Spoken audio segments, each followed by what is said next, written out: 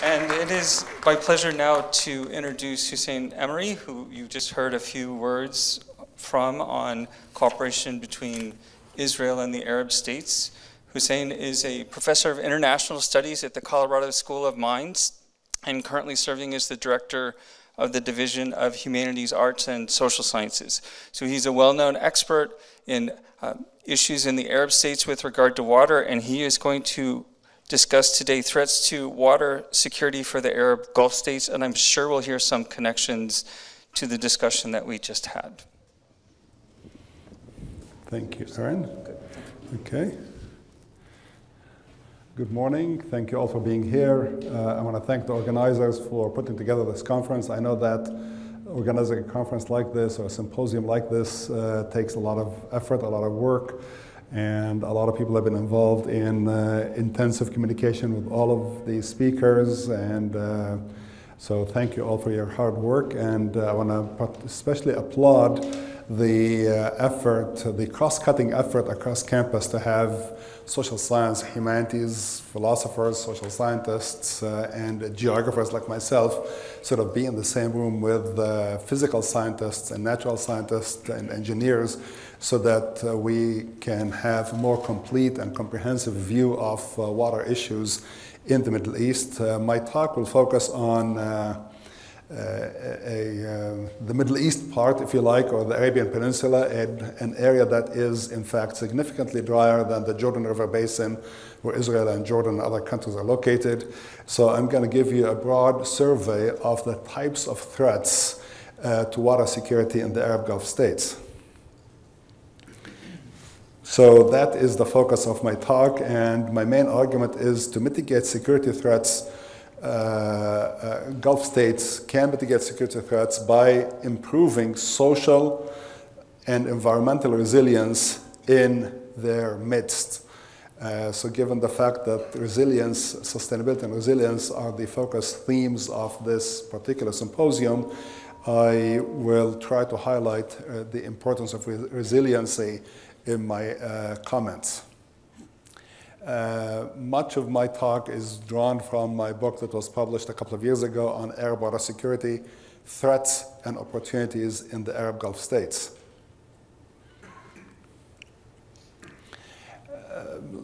In the early to mid-1980s, there was an expanded conceptualization of security. Up until that point, states viewed threats to national security as being threats that emanates from another states.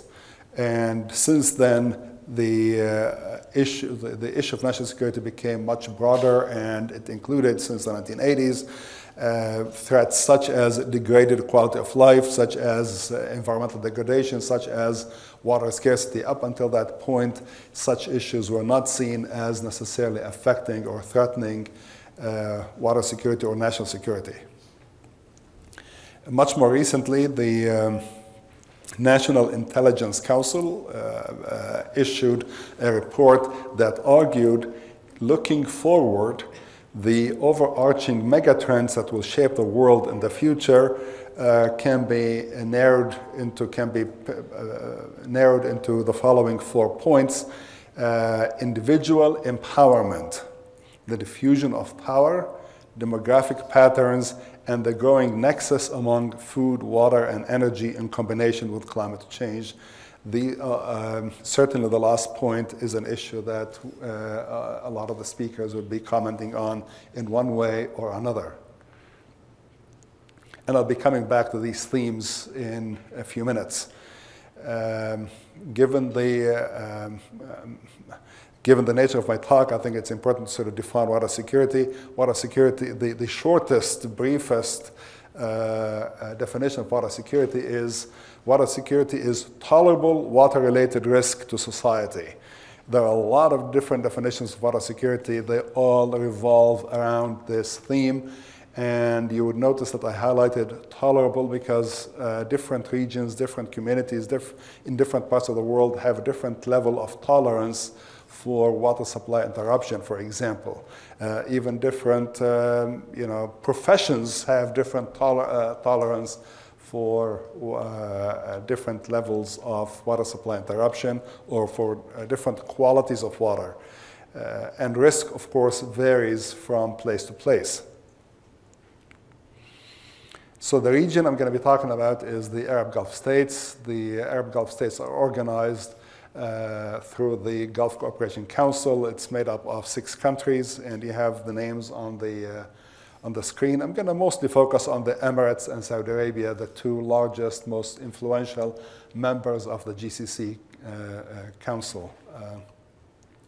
And here's an aerial photograph of the Arabian Peninsula. It's arid to hyper-arid environment. The southern stretches of the Arabian Peninsula is referred to as, or is named as, the empty quarter. It's known as the empty quarter because it's a very hostile environment, extremely hot, and not a whole lot of things live there, except for oil, of course. So water stress and water scarcity, if we were to look at water availability in the Middle East, you would see that the Arab Gulf states are in the severe water scarcity zone, the red line there. And you see where the only water-rich countries would be Iraq, Lebanon, and to some extent Turkey, water-rich being a relative term, of course. Now, to give you an understanding of the types of water problems or water challenges that the Arab Gulf states face, these pie charts highlight the types of water usages that the Arab Gulf states engage in, and the solid green part of the pie chart indicate agricultural water use. In other words, you would see from these pie charts that the vast majority of water in the Gulf states goes towards the production of food. So making the desert to bloom, if you like, and food self-sufficiency have been important focus areas of these governments. The World Water Development Report of 2012 had a list of the they did a global survey of the top 10 groundwater abstracting countries, and Saudi Arabia, globally speaking, was the number 8 groundwater abstractor. And so Saudi Arabia, since shortly after the 1973 oil embargo, in the very early 1980s, they started a wheat self-sufficiency program in the kingdom that cost them a lot of money and a lot of water that they've recently abandoned. I'll come back to that in a minute. And the vast majority of the water that they use to irrigate their wheat fields come from groundwater supplies, and groundwater supplies in much of the Arabian Peninsula, including Saudi Arabia, these groundwater supplies are non-renewable, unlike the mountain aquifer, for example, in the Jordan River Basin in Israel and Palestine. The threats to water security. We can organize threats to water security along the following classifications, along the following categories. We can think of man-made threats, natural threats, and technological threats. I'm not going to go through all of them, but I've highlighted some that I'm going to be making some comments on. Man-made threats can include threats from terrorism or human error, if you like. Natural threats, such as cyclones, earthquakes, and what have you. Technological threats, infrastructure fails. Technology fails us sometimes, and conceptually speaking, disaster resilience can be captured in this flow chart. It should include disaster resilience should include social resilience, economic resilience, institutional resilience, infrastructure resilience, community capacity, environmental system resilience. Put them all together, then you would have pretty well-established resilience to disasters. Just to give you an idea about the Saudi version of making the desert bloom, these pictures are over time from the top left picture. They're all of the same region. Okay, the top left is from 1987. The one below it is 1991. Top right is from 2000, and the bottom right is from 2012. You see the massive transformation. And I call it the Saudi version because in the 1970s, I think, and maybe even into the 1980s, Israel had its own version of making the desert bloom as well. And these pictures will give you a flavor of what it means to make the desert bloom. And in the top left corner picture, you would see the sand dunes in the background, right?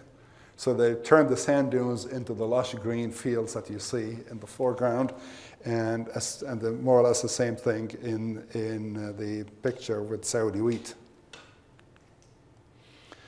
So, like I said, in the early 1980s, the Saudis decided to have wheat self-sufficiency, wheat being a key staple in the Saudi diet. In addition to rice, of course, kapsa for all of those who know the Gulf. And of course, to grow wheat in the desert would be impossible if it weren't subsidized, heavily subsidized by the government. So the government subsidized everything from giving away water for free to subsidizing seeds, fertilizers, and loans. I mean, I think loans were free of interest, interest-free loans. And even they subsidized the prices of agricultural tractors. So wheat production then skyrocketed, and in 2008, the government realized that they're running out of groundwater supplies very, very rapidly. Remember that the aquifers in the Arab Gulf states, most of them are non-renewable, so you use the water and you lose it and lose it kind of thing. And in 2008, they realized that groundwater supplies should be preserved, certainly for emergency reasons, if nothing else. So they began to see water in more strategic terms than they had seen it before, starting in 2008. And they introduced a policy that they stuck with, despite the spike in food prices in 2008. They introduced a policy, the Saudis did, of abandoning, gradually phasing out the subsidy for wheat. And as a result, we see that wheat production plummeted after that.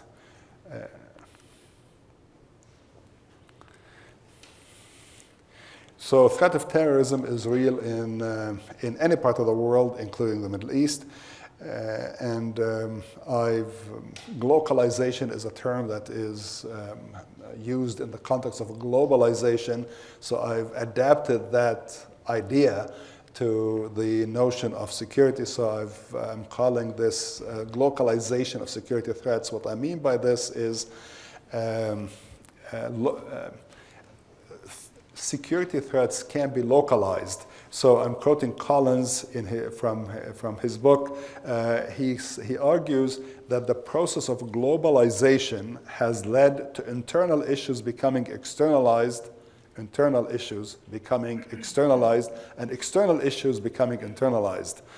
And to illustrate the idea here is, think of the fact that Saudi Arabia and Bahrain have significant minorities or majorities of Shia, and the Shia, rightly or wrongly, they feel oppressed in these countries, and that internal issue, the presence of Shia in these countries, have become a rallying cry for the Shia across the Middle East, and certainly by groups like Hezbollah, right? And so this internal issue has become externalized, and that poses a certain threat of sorts to stability in these countries. And in the same token, the Sunnis in Syria and Iraq certainly feel oppressed by the ruling governments, in Iraq, certainly by the Maliki government, the Sunnis felt very, very marginalized and oppressed. And that was one of the reasons for the rise of ISIS. I thought that Obama created ISIS. I stand corrected, I suppose, here. I'm getting political. I should avoid that, right? This is not the time to do it.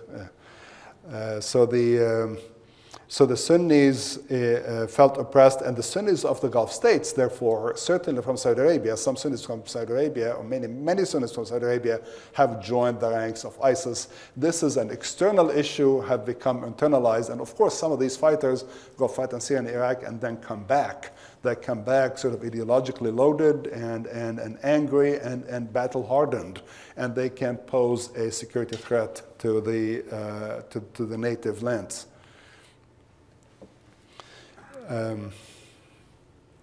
Infrastructures can be soft targets, despite the fact that it's very, very difficult to sort of get into a desalination plant to visit. Gulf states have hardened over the years the security parameters around desalination plants, but we know from 9/11 and from other terrorist incidents that terrorists can be very creative in their approaches.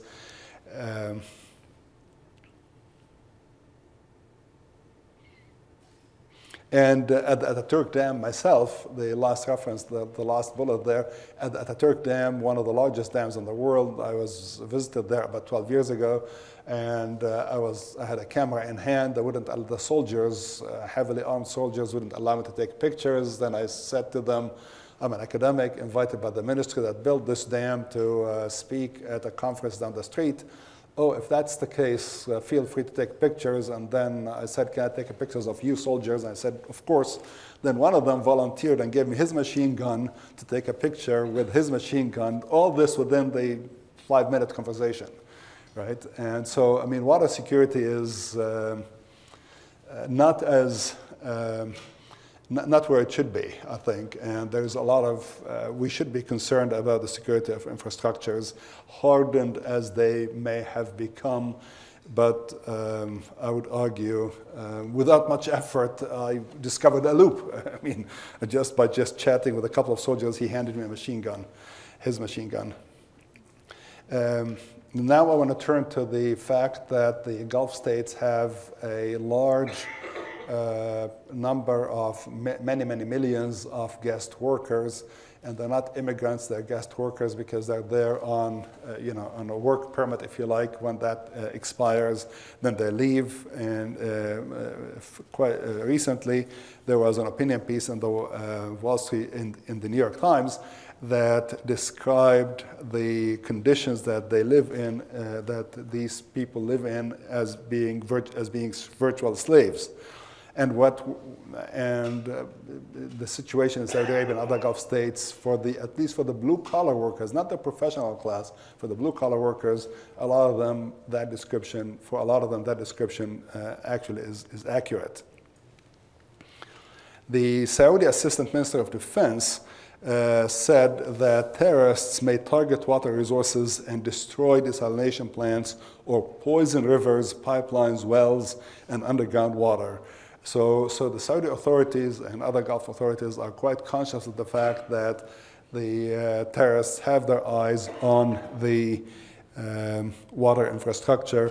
Keep in mind that desalination process is extremely energy intensive. So to bring down an energy infrastructure, to bring down a refinery or energy supply system, in a country like Saudi Arabia or the Emirates, you're effectively bringing down also desalination plants, or you're certainly seriously impacting desalination plants, because again, the desalination is a very water-intensive process. Other threats include things like speedboats loaded with explosives. One of the things that Americans discovered in southern Iraq shortly after they occupied the country is they had an attack by a couple of guys on very flimsy boats. They approached a oil refinery in southern Iraq, and they blew it up. stopping oil exports from Iraq for a couple of months. And there is a lot of illicit trade between Iran and the Gulf states, illicit trade that happens under the noses of the security apparatus that exists there. In 2010, there was a terrorist motorboat attack on an oil tanker that belonged to the Emirates. And of course, there was a terrorist attack on an American gunboat I think it was docked in the ports of either Oman or Yemen, about the same year. And of course, to make for desalination to become economic, the bigger desalination plant, the cheaper, effectively, the cost is. And so they're building bigger and bigger desalination plants around the world, including in Saudi Arabia. The largest, or one of the largest desalination plants in the world is in Ras Al Khair in Saudi Arabia. It produces something like a million cubic meters of water a day, and this concentration of desalination production in one place can make for a bigger target for potential terrorists. We know from WikiLeaks that the capital city of Saudi Arabia, Riyadh, gets almost all of its desalination water from all of its fresh water from one place, from a Jubail desalination plant on the East Coast. And this is a city of about 5 or 6 million people. By the assessment of the embassy, American embassy in Riyadh, they said that if that plant was to be destroyed or significantly damaged, the current structure of the Saudi government could not exist anymore, right? And so it would affect basically the Saudi government's ability to govern and continue governing. Obviously, a pretty serious security threat. And Richard Perrow have argued, developed the so-called, what he calls the normal accident theory, that technologies essentially fail, right? As well designed as they may be, even highly reliable systems fail because of the interactive and complex nature of these technologies. Okay, on time? Okay. And of course, you have the cybersecurity threat. We've been hearing a lot more about this, and that comes from all kinds of places. Incidentally, Iran was suspected to be behind a cybersecurity attack or infiltration on a small dam in the New York area, I believe. This was in the last 6 or 9 months. Now the dots along the southern coast of the Persian Gulf, these circles, they indicate desalination plants and their sizes, and you see that that coastline is dotted with desalination plants, which reflects the very heavy dependence. It reflects the heavy dependence of the Gulf states on water from desalination plants. And what this slide does not show is the fact right along where the word Iran is on the map, you have one of Iran's major nuclear facilities, right? And that also that coastal area right along right along the shore of Iran is a fault line, and it's an earthquake active zone. So if something were to happen to, if there was ever a radioactive spill into the Gulf states, that could spell deep trouble for the Arab Gulf states' abilities to quench the thirst of their own populations. And also from WikiLeaks, we know that the Saudi officials engaged Russians to pass a message on to Iran to see if they can move that nuclear facility away from the coast. and it didn't work.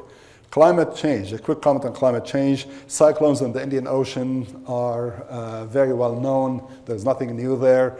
But the issue, what is new though, is that the Indian Ocean is experiencing more cyclones, and more cyclones are touching land in the Arabian Peninsula than ever before. More cyclones are touching land more than ever before.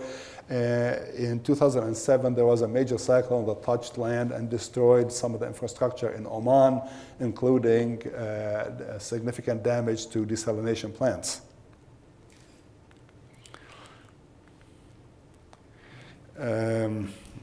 This Gates is not the Bill Gates of Microsoft, but this Gates is the former defense secretary. Bob Gates argued that one should confront terrorism by dealing with its root causes, including respect of human rights and freedoms. And I'm thinking here as a mitigation measure that the way the expat workers are treated in the Gulf states is unsustainable and can potentially cause a security threat. And so doing something, that's one area that the Gulf states can act on and should act on to mitigate security threats. In fact, Obama, in an interview the year before he left office, he explicitly talked about the internal security threats. That's how he phrased it, some language like that, about internal security threats should be a bigger concern for the Gulf states than Iran. And diversifying supplies, sources of supply is another mitigating, another way to mitigate threats. So avoiding evaporative losses, so drip irrigation. There's still, incidentally, some flood irrigation that happens in the Gulf states, despite the amazing, environmental systems that exist there, the incredible heat. There's still some flood irrigation. And better use of water capturing from flash floods and treated wastewater. There's a lot more attention that's being paid in recent years to reusing treated wastewater in the Gulf states, and that's a good thing, obviously. Recharging over-pumped aquifers, especially in the wintertime, because obviously water demand in the summer is much higher than in the winter, and the desalination plant can produce at a certain level to satisfy needs in the summer and in the winter. And obviously, since you need less in the winter, some of that water can and should be used to recharge aquifers. And there's a lot more attention that's being paid to building and developing storage capacity, water storage.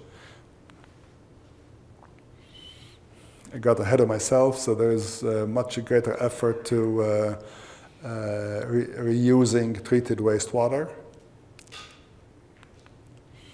So by way of conclusions, water security is enhanced by mitigating potential triggers of violence, such as dealing with local social grievances, diversifying and decentralizing freshwater sources, which would include storage tanks, building more storage tanks, and the conservation through water demand management, and to unsubsidize water use would be one big step in that direction. That's actually much harder. To unsubsidize water use is much harder said than done. Thank you for listening, and I welcome your questions. Thank you. Thank you, Hussein, for the quite informative talk, so that we can see there's common challenges in many places throughout the Middle East. So again, we'll open this up for questions on this material or the broader issues of water resilience and security. Ellie. Thank you, Hussein. I want to refer to one element of your presentation that dealt with the terrorist threat. Now, in many ways, this, whatever you have enumerated, the elements are universal. They refer to the Gulf area, but they could easily be applicable to other regions in the Middle East, including Israel.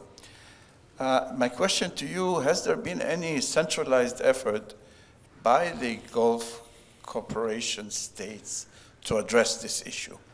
And if at all, and if so, what has been done, what can be done, what should be done. Can this be addressed? Because this is a nightmare. And I'm sure that it is a nightmare for the Gulf states, just as it is for Iraq, Syria, and other parts of the Middle East. The issue of terrorism in particular, the threat of terrorism in particular, that's what you're asking about? I don't think enough is being done. I don't think there's echo all of a sudden. Maybe I should just stand back here. I'm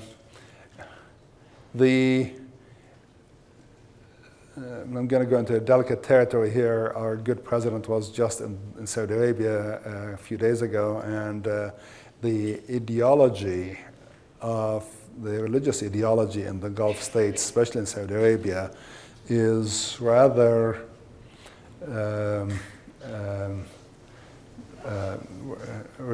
rather rigid, rather radical, and it has the ultra-conservative interpretation of Islam that we hear from the Saudis makes it easier for young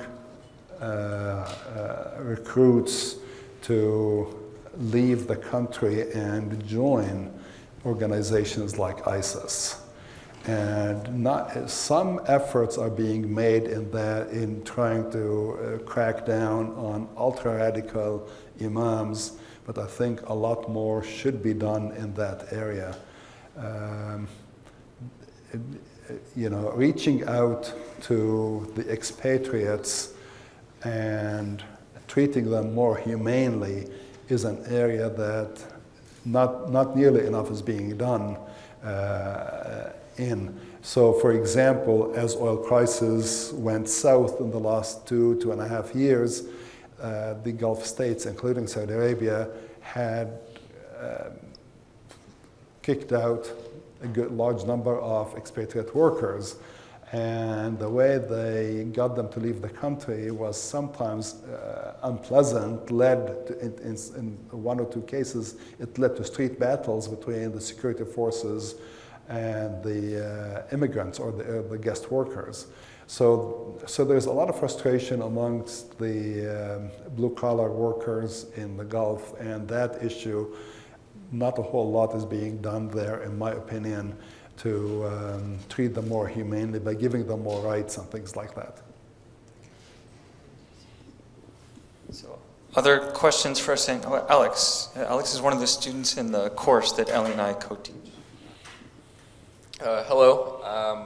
Of course, there are water security is a threat throughout the Middle East to varying degrees of severity and imminency, but to me it seems clear that the most severe and most imminent threat is in Yemen, where you have 20 million people in a country with very little water, a government with very little capacity to provide them with fresh water, and an ongoing war which is preventing the ability of the government to address those problems. And I was wondering what your take is on that imminent crisis and its implications for the broader Gulf and the broader region once it worsens to the point where there could potentially be, say, a refugee crisis or massive loss of human life.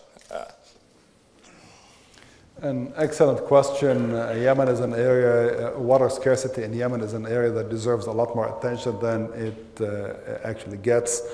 The mass migration from Yemen started, in fact, before the war of 2015, and the mass migration in Yemen has a lot to do, in my opinion, with the extreme water scarcity and was in Yemen. So essentially, a lot of these migrants can be thought of as water refugees or environmental refugees. And we must also, when we speak of water scarcity, in my opinion, we must think about the fact that some of the water scarcity, if not a lot of the water scarcity, has to do with poor water governance, poor water management, and I mean, to make the desert bloom, that in itself is a pretty blatant example of misuse of water resources. So your point is, well, I'm not sure if I answered your question. What do you see as the implications of a broader water refugee crisis as people, as the remaining water that is available in, say, groundwater aquifers starts running dry, and say Sanaa is projected to run out of water very soon? And how do you think the region can handle large movements of people as a result of water scarcity? I mean, that is, I tell you that our federal government have been thinking about this for some time, and here in Washington, they're concerned about mass movement. I mean, I don't know that there's any other really answer to that. There's desalination, as brilliant of a technology as it is, it continues to be more expensive. It continues to be too expensive for a country like Yemen. Yemen, desalination is, at least so far, has been a technology for the richer countries like the Gulf states, like Israel, like California. No, California is not a country, maybe they'd like to be, but so mass migration, and mass migration would have political implications.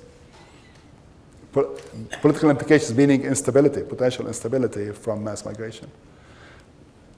Okay, we have. Oh, thank you. Go ahead. I'd just like to ask a question about conservation through water demand management, and you specifically address outsourced water-intensive farming. What part of that equation is linked to water-intensive livestock management? Have you just looked at farming or, herding? Is one of the largest. Amery is a meat and dairy company in Saudi Arabia. It's one of the largest in the world, and they imported cattle from Denmark, I believe, in Western Europe, and from northeastern parts of the USA. And I don't know that I can separate the food production versus livestock production. I don't know that I can separate those, but there is no effort to outsource livestock from the kingdom of Saudi Arabia, but the Saudis have recently, in the last year or two, they've recently lifted all subsidy from growing fodder for meat, for cattle, right? So Amery is importing almost all of their cattle feed from abroad, including some parts of the USA.